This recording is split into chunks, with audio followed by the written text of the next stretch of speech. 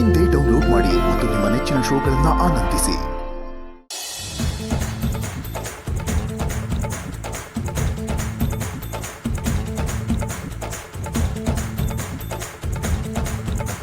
ಅಬ್ಬಾ ಎಲ್ಲ ಕ್ಲೀನ್ ಆಯಿತು. ಈ ಭೂಮಿಕಾ ಮನೇಲಿದ್ರೆ ನನಗೇನು ಕೆಲಸ ಮಾಡೋಕ್ಕೂ ಬಿಡಲ್ಲ. ಏನು ಉಳ್ಕೊಂಡಿದ್ದೆ? ಕಾಫಿ ಕುಡಿದು ಬಿಡೋಣ. ಓಹ್, ಏನು ಕರೆಕ್ಟ್ ಟೈಮ್ ಎಂಟ್ರಿ ಕೊಟ್ಟಿದ್ದೀರಿ. ಬನ್ನಿ. ಕಾಫಿ ಮಾಡ್ಕೋತಾ ಇದ್ದೆ, ನಿಮಗೂ ಕೊಟ್ಬಿಡ್ತೀನಿ. ನಾನು ಮಾಡ್ತೀನಿ. ನೀವು ಕೂತ್ಕೊಳ್ಳಿ. ಇಲ್ಲ, ನಾನು ಮಾಡ್ತೀನಿ. ಪ್ಲೀಸ್ ತಾವು ಹೋಗಿ ಅಲ್ಲಿ.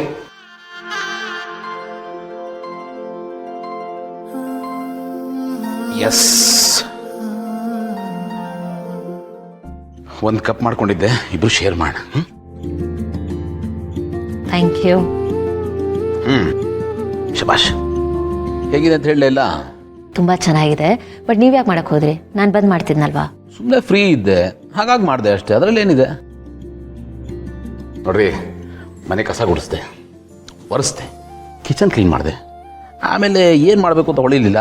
ಸರಿ, ಕಾಫಿ ಮಾಡ್ಕೊಂಡಾದ್ರೂ ಕುಡಿಯೋಣ ಅಂತ ಕಾಫಿ ಮಾಡಿದ್ದೆ ಅಷ್ಟೇ. ಸಿಂಪಲ್. ಗೌತಮ್ ಅವರೇ, ನೀವು ಮನೆ ಕೆಲಸ ಯಾಕೆ ಮಾಡಿದ್ರಿ?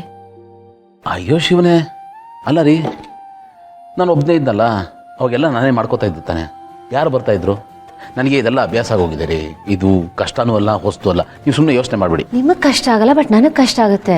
ನೋಡಿ, ನಾವು ಒಂದಾಗಿ ಇಲ್ಲದೆ ಇರಬೇಕಾದ್ರೆ ಮಾಡಿದ್ದು ಅನಿವಾರ್ಯತೆಗೆ. ಬಟ್ ಈಗ ಅದರ ಅಗತ್ಯ ಇಲ್ಲ. ನಾನು ಇರಬೇಕಾದ್ರೆ ನೀವು ಇದನ್ನೆಲ್ಲ ಮಾಡಬೇಡಿ ಪ್ಲೀಸ್. ಯೋ ದೇವ್ರೆ, ನನಗೆ ಒಂದು ಅರ್ಥ ಆಗಲ್ಲ ರೀ. ಒಂದು ಅಂಗಡಿಗೆ ಹೋಗ್ಬೇಕು ಅಂದ್ರೆ ನಾನು ಕಳಿಸಲ್ಲ, ನೀವು ಇಲ್ಲ ಮಕ್ಕಳನ್ನ ಕಳಿಸ್ತೀರಾ, ಆ ಮಲ್ಲಿನ ಕಳಿಸ್ತೀರಾ, ಅಥವಾ ನೀವೇ ಹೋಗ್ಬಿಡ್ತೀರಾ. ಈ ಮನೇಲಿ ನನಗೇನು ಕೆಲಸ ಇಲ್ಲ ರೀ. ಅನ್ಎಂಪ್ಲಾಯ್ಡ್ ಆಗಿಬಿಟ್ಟಿದ್ದೀನಿ, ಹ್ಯಾಂಡಿಕ್ಯಾಪ್ಟ್ ಆಗಿಬಿಟ್ಟಿದ್ದೀನಿ. ದಯವಿಟ್ಟು ನನಗೆ ಇದರಿಂದ ಮುಕ್ತಿಗೊಳಿಸಿ. ನೋಡ್ರಿ, ಹೆಂಡ್ತಿನೇ ಎಲ್ಲ ಕೆಲಸ ಮಾಡಬೇಕು ಅಂತ ರೂಲ್ಸ್ ಇದೆಯಾ? ಏನೂ ಇಲ್ವಲ್ಲ. More than husband and wife, ನಾವಿರ್ ಪಾರ್ಟ್ನರ್ಸ್. ಸೊ ಈ ಸಹಾಯ ಸಹಕಾರ ಎಲ್ಲ ಇರಬೇಕು, ಕೊಡೋದು ತಗೊಳ್ಳೋದು. ನೋಡಿ, ಈ ಹೌಸ್ ವೈಫ್ ಇದ್ದಾಗೆ ನನ್ನ ಹೌಸ್ ಹಸ್ಬೆಂಡ್ ಅಂದ್ಕೊಳ್ಳಿ. ನನ್ನ ಪ್ರತಿಷ್ಠೆಗೆ ಏನೂ ಪ್ರಾಬ್ಲಮ್ ಇಲ್ಲ, ಓಕೆನಾ?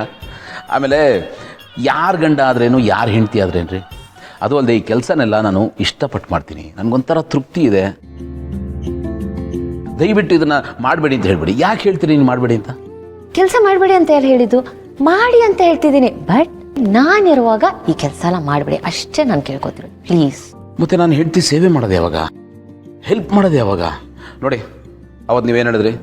ನನಗೇನು ಖುಷಿ ಕೊಡುತ್ತೋ ಆ ಕೆಲಸ ನೀವು ಮಾಡಿರಿ, ನಿಮ್ಮ ಜೊತೆಗೆ ನಾನು ಇರ್ತೀನಿ ಅಂತ ಹೇಳಿದ್ರಿ ತಾನೆ. ಈ ಕೆಲಸ ನಂಗೆ ಖುಷಿ ಕೊಡುತ್ತೆ. ದಯವಿಟ್ಟು ನೀವು ಇದನ್ನು ಮಾಡಬೇಡಿ ಅಂತ ಮಾತ್ರ ಹೇಳ್ಬಿಡಿ. ಇದು ಪ್ರಕೃತಿಗೆ ವಿರುದ್ಧವಾದ್ದು. Please, it's my request. ಮಾಡೋಕ್ಕೆ ಬಿಟ್ಬಿಡಿ. ಸರಿ ಆಯಿತು, ನಿಮಗೇನು ಖುಷಿ ಕೊಡುತ್ತೋ ನೀವು ಅದನ್ನೇ ಮಾಡಿ. Thank you. ಮತ್ತೆ ಏನು ಇಷ್ಟು ಬೇಗ ಬಂದುಬಿಟ್ಟಿದ್ರಾ? ಸ್ಕೂಲಿಗೆ ರಜಾನಾ? ಇಲ್ಲ, ನಾನು ಸ್ಕೂಲ್ಗೆ ಹೋಗಿಲ್ಲ.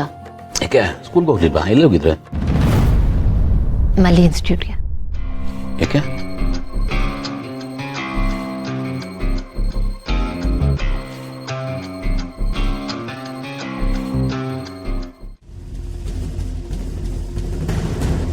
ಪ್ಲೀಸ್ ಮೇಡಮ್, ನಾನು ಹೇಳೋದನ್ನ ಒಂದ್ಸಲ ಕೇಳಿ. ಒಂದ್ಸಲ ನಮ್ಮ ಮನೆಗೆ ಬನ್ನಿ. ನಾನು ಹೇಗಿದ್ದೀನಿ, ನನ್ನ ಸ್ಥಿತಿ ಹೇಗಿದೆ ಅಂತ ನೋಡಿ ಆಮೇಲೆ ಡಿಸೈಡ್ ಮಾಡಿ. Please madam.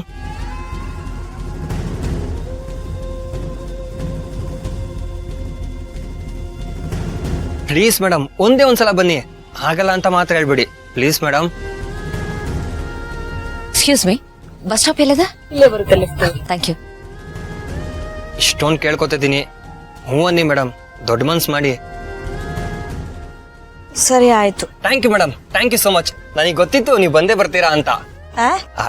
ಐ ಮೀನ್, ನೀವು ತುಂಬಾ ಒಳ್ಳೆಯವರು, ಹಾಗೆಲ್ಲ ಯಾರ ಮನ್ಸ್ಗೂ ನೋವು ಮಾಡಲ್ಲ ಅಂತ. ಬನ್ನಿ ಮೇಡಮ್, ಹೋಗೋಣ.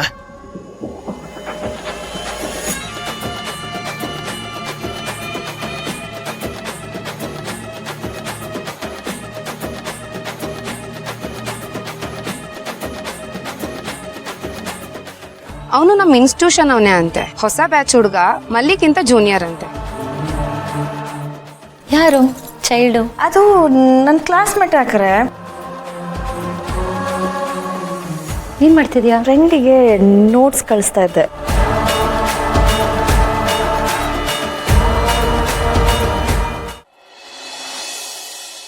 ಇಲ್ಲ ಭೂಮಿಕಾ, ನೀವು ಸುಮ್ಮನೆ ಓವರ್ ಥಿಂಕ್ ಮಾಡ್ತಾ ಇದ್ದೀರಾ. ಅವನ ಜೊತೆ ಅವಳು ಬೈಕ್ ಹಲ್ಲೋದು ಅಷ್ಟೇ ತಾನೇ, ಅದ್ರಲ್ಲಿ ಏನಿದೆ ಬಿಡಿ. ಗೌತಮ್ ಅವರೇ, ಬರೀ ಅಷ್ಟೇ ಆಗಿದ್ರೆ ನಾನು ತಲೆ ಕೆಡಿಸ್ಕೋತಿರ್ಲಿಲ್ಲ. ನಂದೇನು ಅಷ್ಟೊಂದು ನ್ಯಾರೋ ಥಿಂಕಿಂಗ್ ಅಲ್ಲ. ನಾನು ನೋಟಿಸ್ ಮಾಡಿದ್ದೀನಿ ಗೌತಮರೇ, ದಿನದಲ್ಲಿ ಅವಳಿಗೆ ಎಷ್ಟು ಕಾಲ್ಸ್ ಬರುತ್ತೆ ಗೊತ್ತಾ? ಆ್ಯಂಡ್ ಕೇಳಿದ್ರೆ ಫ್ರೆಂಡಿಗೆ ನೋಟ್ಸ್ ಕಳಿಸ್ಬೇಕು ಅನ್ನೋ ಸ್ಟ್ಯಾಂಡರ್ಡ್ ಆನ್ಸರ್ ಇಟ್ಕೊಂಡ್ಬಿಟ್ಟಿದ್ದಾಳೆ. ಅವತ್ತು ಅಮ್ಮ ಮನೆಗೆ ಹೋದಾಗ ನೀವು ನೋಡಿದ್ರಲ್ಲ, ಅವಳಿಗೆ ಎಷ್ಟೊಂದು ಫೋನ್ ಬಂತು. ನಾನೇ 2 ಸಲ ಹೇಳಿದೆ ಹೋಗಿ ಮಾತಾಡೋಣ, ಬಟ್ ಮಾತಾಡಿದ್ಲ ಇಲ್ಲ. ಫ್ರೆಂಡ್ ಹತ್ರ ಮಾತಾಡೋದಕ್ಕೆ ಮನೆಯಲ್ಲಿ ರೂಮ್ ಒಳಗೆ ಹೋಗ್ಬಿಟ್ಟು ಡೋರ್ ಹಾಕ್ಬಿಟ್ಟು ಯಾಕೆ ಮಾತಾಡಬೇಕು? ಅಂಥ ಪ್ರೈವಸಿ ಏನು ಬೇಕು? ಫ್ರೆಂಡಿಗೆ ಯಾರಾದರೂ ಚೈಲ್ಡ್ ಅಂತ ಹೆಸರು ಸೇವ್ ಮಾಡ್ತಾರಾ ಫೋನಲ್ಲಿ ಹೇಳಿ? ನಿಮಗೆ ಅರ್ಥ ಆಗ್ತಿಲ್ಲ. ಅವಳು ಈ ರೀತಿ ಡೈವರ್ಟ್ ಆದರೆ ಅವಳ ಗುರಿ, ಅವಳ ಭವಿಷ್ಯ ಏನಾಗಬೇಡ. ಕನ್ಸರ್ನ್ ನನಗೆ ಅರ್ಥ ಆಗತ್ರಿ. ಅವ್ನು ಯಾರೋ ಬ್ಯಾಚ್ ಮೇಟ್ ಇರ್ಬೋದು ಅಥವಾ ಪರಿಚಯದವನು ಇರ್ಬೋದು. ಕ್ಲಾಸ್ಮೇಟ್ ಆಗಿದ್ರೆ ಕ್ಲಾಸ್ ಅಟೆಂಡ್ ಮಾಡಬೇಕಲ್ವಾ? ಇನ್ಸ್ಟಿಟ್ಯೂಟ್ ಯಾಕೆ ಬಂಕ್ ಹಾಕಬೇಕು? ಇಲ್ಲ ಗೌತಮರೇ, ನಾನು ನೋಡಿದ್ದೀನಿ ಇತ್ತೀಚೆಗೆ ಅವಳು ಮನೆಯಿಂದ ಆಚೆ ಓಡೋದಕ್ಕೆ ನೋಡ್ತಿರ್ತಾಳೆ. ತಿಂಡಿ ಮಾಡು, ಊಟ ತೊಗೊಂಡೋಗೋದು ಬೇಡ, ನಾನು ಅಲ್ಲಿ ಮಾಡ್ತೀನಿ ಅಂತ ಓಡೋಗ್ಬಿಡ್ತಾಳೆ. ಇದ್ಯಾವುದೂ ಸರಿ ಅನ್ನಿಸ್ತಿಲ್ಲ ನೋಡಿ. ನನಗಿರೋ ಯೋಚನೆ ಒಂದೇ, ಈಗಾಗಲೇ ಅವಳು ತುಂಬಾ ನೋವು ಅನುಭವಿಸ್ಬಿಟ್ಟಿದ್ದಾಳೆ, ಮೋಸ ಹೋಗಿದ್ದಾಳೆ. ಅದು ಮತ್ತೆ ರಿಪೀಟ್ ಆಗಬಾರ್ದು. ಅವಳ ಋಣ ನನ್ನ ಮೇಲೆ ತುಂಬಾ ಇದೆ ಗೌತಮವ್ರೆ. ಅವಳು ನನಗೋಸ್ಕರ ತನ್ನ ಜೀವನನೇ ತ್ಯಾಗ ಮಾಡಿದ್ದಾಳೆ.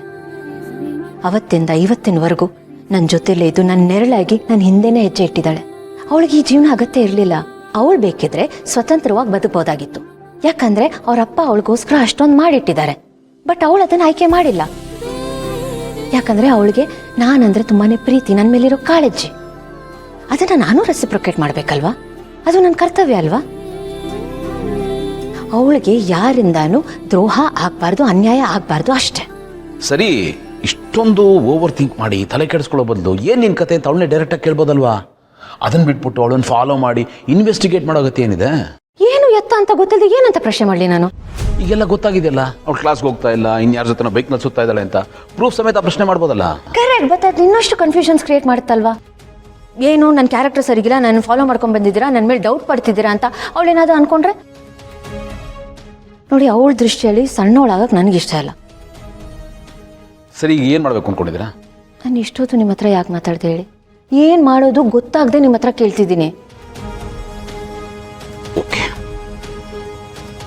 ಒಂದು ಫ್ರೆಂಡಾ ಅಥವಾ ರಿಲೇಷನ್ಶಿಪ್ಪಲ್ಲಿ ಇದ್ದಾರಾ ಅಂತ ತಿಳ್ಕೊಬೇಕಲ್ವಾ? ಅದನ್ನು ಕೇಳೋದಕ್ಕೆ ನಿಮಗೂ ಮುಜುಗರ, ನನ್ನ ಕೈಲೂ ಆಗಲ್ಲ. ಅದೇ ಏನು ಮಾಡಬೇಕು ಅಂತ ಅರ್ಥ ಆಗ್ತಿಲ್ಲ.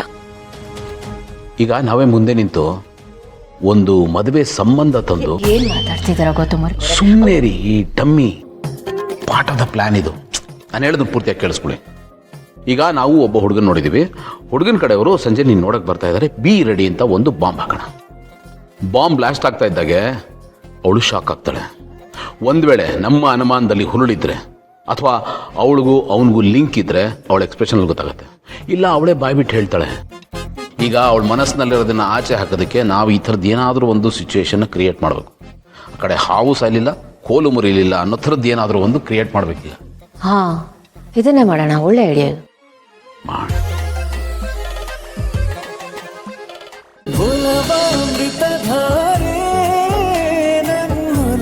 ಅಮೃತಧಾರೆ